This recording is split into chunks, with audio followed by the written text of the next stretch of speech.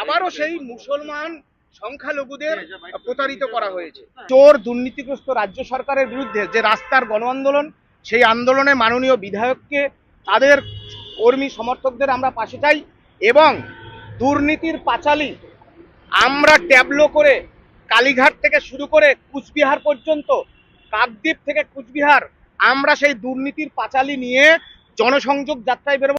যে এসএসসি 2016 প্যানেলের শিক্ষক নিয়োগ দুর্নীতিতে হাজার হাজার যোগ্য শিক্ষক শিক্ষিকা এবং শিক্ষাকর্মীদের চাকরি চলে গেছে।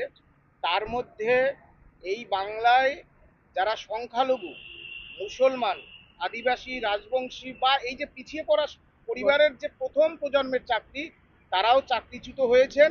তার মূল কারণ হচ্ছে রাজ্য সরকার এবং এসএসসি যোগ্য শিক্ষক শিক্ষিকা তাদের এবং শিক্ষাকর্মীদের তালিকা না দেওয়ার জন্য সুপ্রিম কোর্ট থেকে হাইকোর্ট, হাইকোর্ট থেকে সুপ্রিম কোর্ট মামলা চলছে।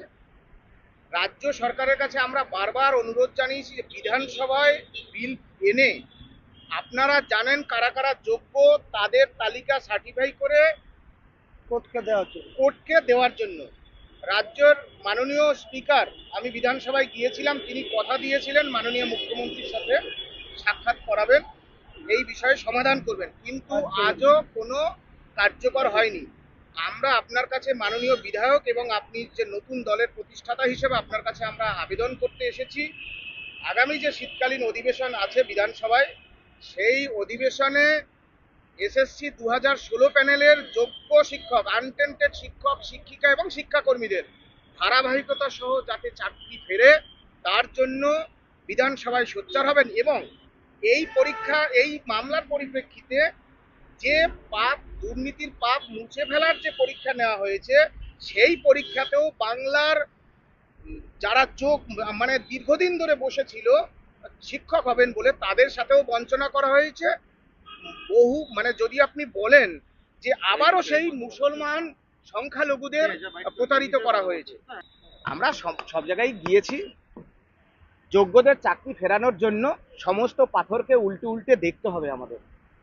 আমরা মাননীয় বিধায়ক এবং জেইউপি দলের যিনি প্রতিষ্ঠাতা তার কাছে আবেদন করতে এসেছি, আগামী শীতকালীন অধিবেশনে তিনি যাতে রাজ্য বিধানসভায় সোচ্চার হন, যাতে বিল পাস করে আনটেন্টেড শিক্ষক শিক্ষিকা এবং শিক্ষাকর্মীদের ধারাবাহিকতা সহ চাকরি ফেরানো হয় এবং রাস্তার যে আন্দোলন, রাজ্য সরকার চোর, সুপ্রিম কোর্ট থরে থরে বলেছে, সুতরাং সেই চোর দুর্নীতিগ্রস্ত রাজ্য সরকারের বিরুদ্ধে যে রাস্তার গণ আন্দোলন, সেই আন্দোলনে মাননীয় বিধায়ককে, তাদের কর্মী সমর্থকদের আমরা পাশে চাই এবং দুর্নীতির পাঁচালী আমরা ট্যাবলো করে কালীঘাট থেকে শুরু করে কুচবিহার পর্যন্ত, কাকদ্বীপ থেকে কুচবিহার, আমরা সেই দুর্নীতির পাঁচালী নিয়ে জনসংযোগ যাত্রায় বেরোবো দুর্নীতির বিরুদ্ধে।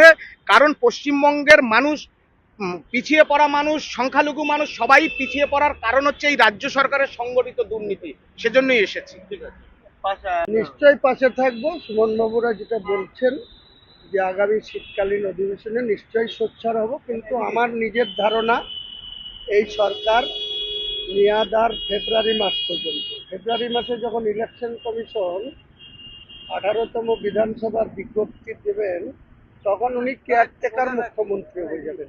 কাজেই সুমন বাবুরা যে ধরনের প্রত্যাশা করছেন বা আগামী দিনে জনমানুষের জন্য কলকাতা থেকে কুচবিহার যে সমস্ত গণ আন্দোলন করবেন, মানুষের নিয়ে করবেন, ওনাদের ন্যায্য দাবিকে প্রতিষ্ঠিত করার জন্য আমার তরফ থেকে ওনারা যত রকম সাহায্য চাইবেন, রাস্তায় দাঁড়িয়ে ওনাদের পক্ষে, বিধানসভার ভেতরে দাঁড়িয়ে, এবং আমার নিশ্চিত ধারণা আগামী দিনে এই দুর্নীতিগ্রস্ত সরকারটার 2026-এ ক্ষমতায় আসবে না।